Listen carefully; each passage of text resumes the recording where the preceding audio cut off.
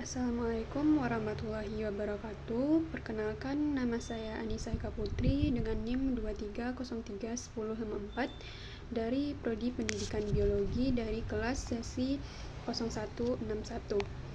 Nah, di sini saya akan menjelaskan mengenai pengertian, tugas, fungsi, kelebihan dan kelemahan dari pendidik dan tenaga kependidikan.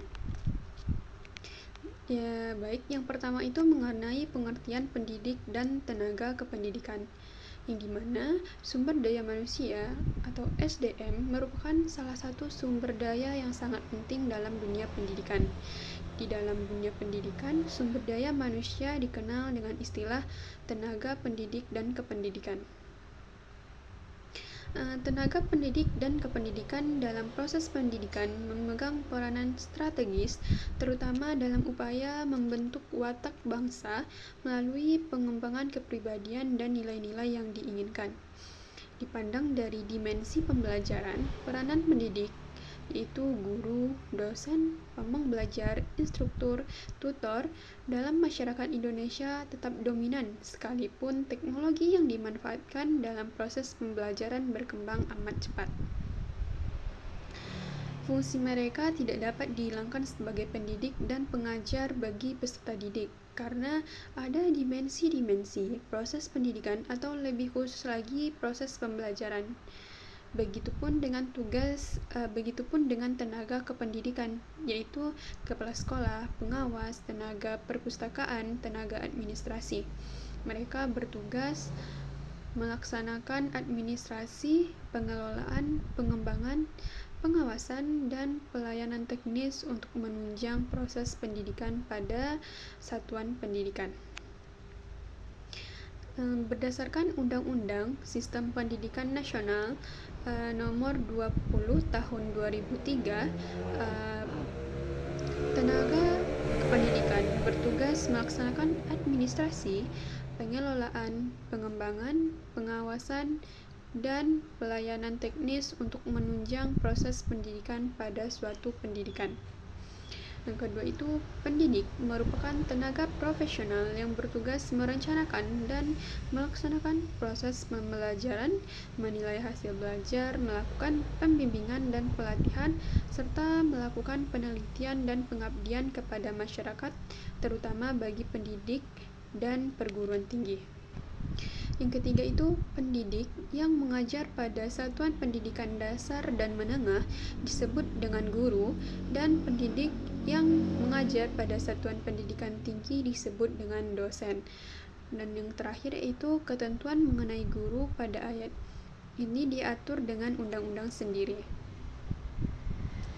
Sebagai seorang pendidik harus memiliki kualifikasi akademik dan kompetensi sebagai agen pembelajaran, sehat jasmani dan sehat rohani, serta memiliki kemampuan mewujudkan pendidikan nasional.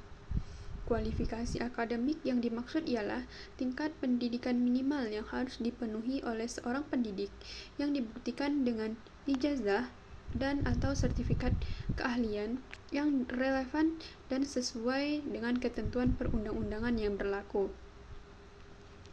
Hal ini sesuai dengan Badan Standar Nasional Pendidikan sebagai berikut, yang dimana kompetensi sebagai agen pembelajaran pada jenjang pendidikan dasar dan menengah serta pendidikan usia dini meliputi kompetensi pedagogik, kompetensi kepribadian, kompetensi profesional, dan kompetensi sosial.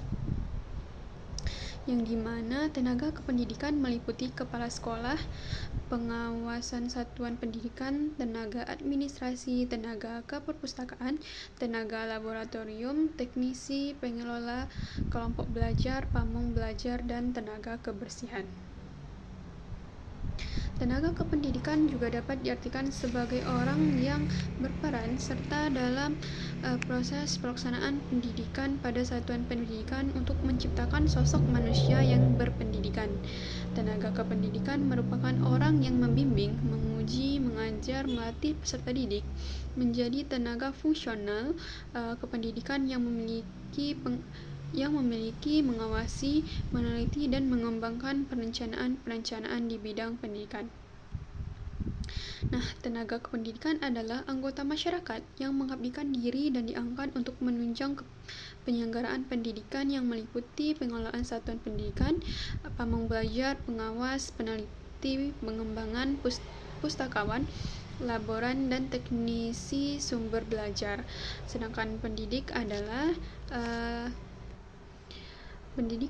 tenaga kependidikan yang berkualifikasi sebagai guru, dosen konselor, pamong belajar, tutor, instruktur, fasilitator, dan sebutan lain sesuai dengan kekhususannya serta berpartisipasi dalam penyelenggaraan pendidikan. Nah, selanjutnya yang kedua itu mengenai tugas dan fungsi pendidik dan tenaga kependidikan. Menurut Undang-Undang Nomor 20 Tahun 2003 tentang Sistem Pendidikan Nasional, Pasal 39 Ayat 2, pendidik merupakan tenaga profesional yang bertugas merencanakan dan melaksanakan proses pembelajaran, menilai hasil pembelajaran, melakukan pembimbingan dan pelatihan, serta melakukan penelitian dan pengabdian kepada masyarakat, terutama bagi perguruan tinggi. Menurut Peraturan Pemerintah Republik Indonesia Nomor 17 Tahun 2010 tentang pengelolaan dan penyelenggaraan pendidikan, Pasal 171, pendidik mempunyai tugas dan bertanggung jawab sebagai berikut. Yang pertama itu, guru sebagai pendidik profesional mendidik, mengajar, membimbing, mengarahkan, melatih, menilai, dan mengevaluasi peserta didik pada pendidik anak usia dini, jalur pendidikan formal, pendidikan dasar, dan pendidikan menengah. Yang kedua itu, dosen sebagai pendidik profesional dan ilmuwan mentransformasikan, mengembangkan, dan menyebarluaskan ilmu pengetahuan, teknologi, dan seni melalui pendidikan, penelitian, dan pengabdian kepada masyarakat pada jenjang pendidikan tinggi. Yang ketiga itu ada konselor sebagai pendidik profesional memberikan pelayanan konseling kepada peserta didik di satuan pendidikan pada jenjang pendidikan dasar, pendidikan menengah, dan pendidikan tinggi. Yang keempat itu pamong belajar sebagai pendidik profesional mendidik, membimbing, mengajar, melatih, dan mengevaluasi peserta didik dan mengembangkan model program pembelajaran, alat pembelajaran, dan mengelola pembelajaran pada jalur pendidikan non-formal. Yang selanjutnya itu ada Widyaswara sebagai pendidik profesional mendidik, mengajar, dan melatih peserta didik pada program pendidik dan pelatihan prajabatan atau dalam jabatan yang diselenggarakan oleh pemerintah atau pemerintah daerah. Selanjutnya ada tutor sebagai pendidik profesional memberikan bantuan belajar kepada peserta didik dalam proses pembelajaran jarak jauh atau pembelajaran tatap muka pada satuan pendidikan jalur formal dan non-formal.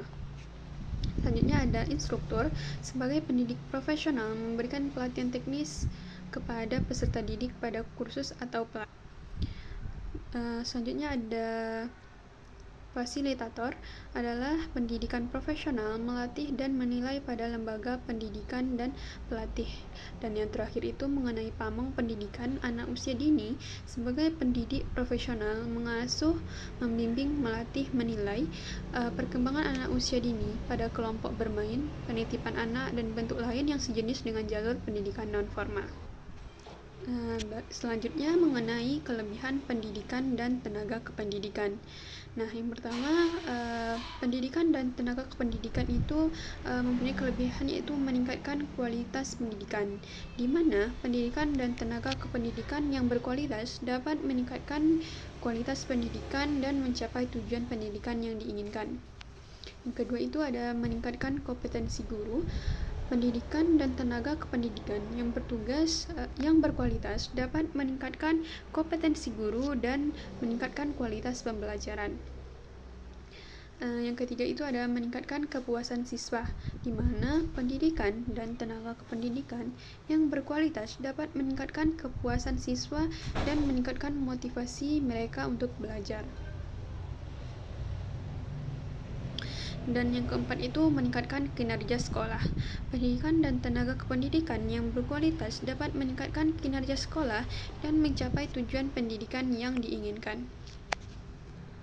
Nah, selanjutnya ada kelemahan pendidik dan tenaga kependidikan.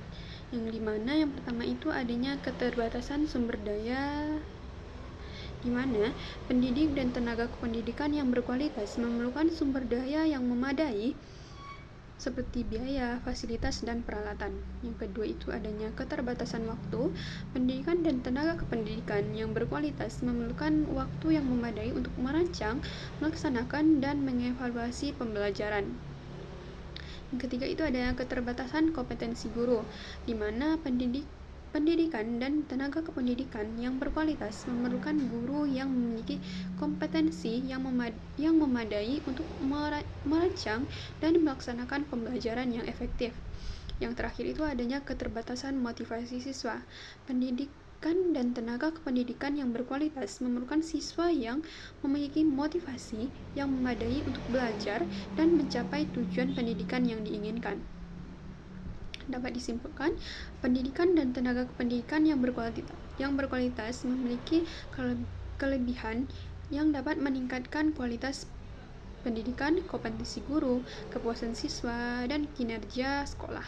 Sedangkan kelemahannya adalah memerlukan sumber daya yang memadai, waktu yang memadai, kompetensi guru yang memadai, dan motivasi siswa. Mungkin hanya itu yang dapat saya sampaikan. Assalamualaikum warahmatullahi wabarakatuh.